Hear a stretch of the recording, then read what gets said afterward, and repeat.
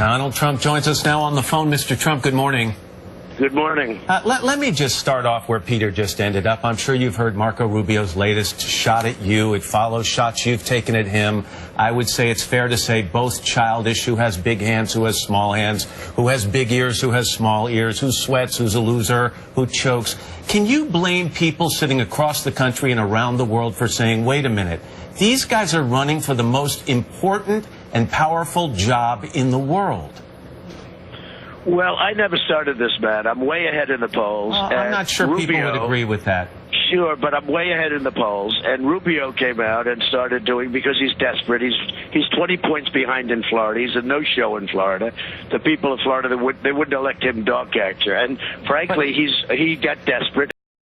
And all of a sudden, he started doing personal attacks. So when somebody does a personal attack, you hit him back. But and at I hit this it back stage of the race, Mr. Trump, don't the voters deserve to hear answers to their questions as opposed to childish insults? I agree. But when you have one of the people running that gets personal, I always believe in answering back. And I answered back, and I would continue to answer back. But, you know, it hasn't helped him in the polls because his polls have actually gone down since he's doing it.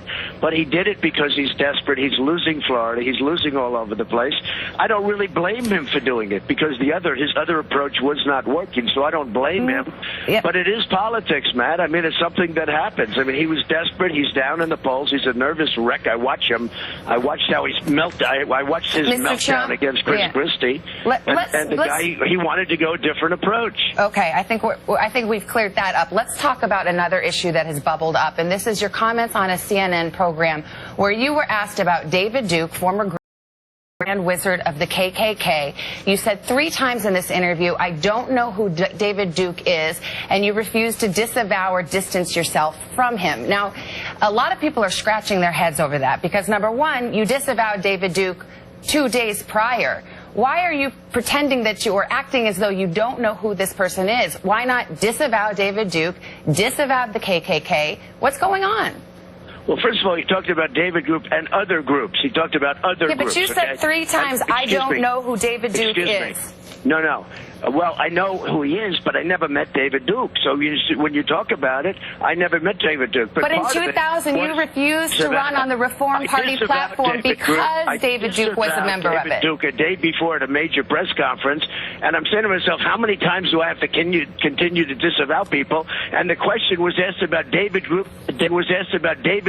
David Duke, and various groups, and I don't know who the groups are. I said, would you do me a favor and tell me the groups? He was unable to tell me. He says, I'm just talking about David Duke and the Ku Klux Klan here, and you said, honestly, I don't know David Duke. Okay, so let me tell you, I'm sitting in a house in Florida with a very bad earpiece that they gave me, and you could hardly hear what he was saying, but what I heard was various groups, and I don't mind disavowing anybody, and I disavowed David Duke, and I disavowed him the day before at a major news conference, which is surprising because he was at the major news conference. CNN was at the major news conference, and they heard me very easily disavow David Duke. Now I go and I sit down again. I have a lousy earpiece that is provided by them, and frankly, he talked about groups. He also talked about groups, and I have no problem with disavowing groups, but I'd at least like to know who they are. It would be very fair to disavow a group, Matt, if the group shouldn't be disavowed. I have to know who the groups are, but I disavowed David Duke.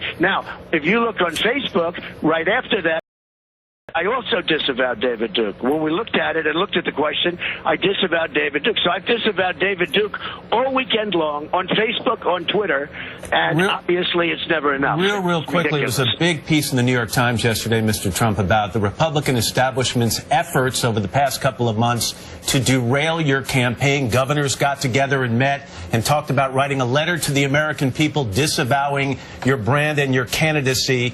In your opinion, right now on the eve of Super Tuesday, has the Republican establishment lost its opportunity to stop you? Well, I think I'm doing very well. A Reuters poll came out where I'm at 44 and 45, and other people are at 11.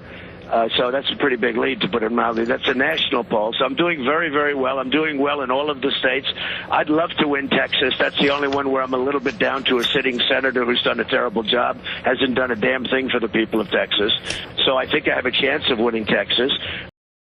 I think I'll win Florida in 2 weeks because Rubio's a no-show. He has done a terrible job for Florida. He's defrauded Florida. He never shows up for votes.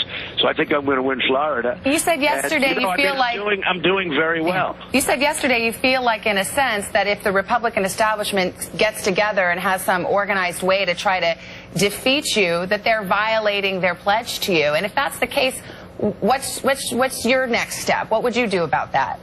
Well, if they violate the pledge, which possibly they've already done, as you understand, if they violate the pledge, I would do something that would make them very unhappy. I have millions and millions of followers.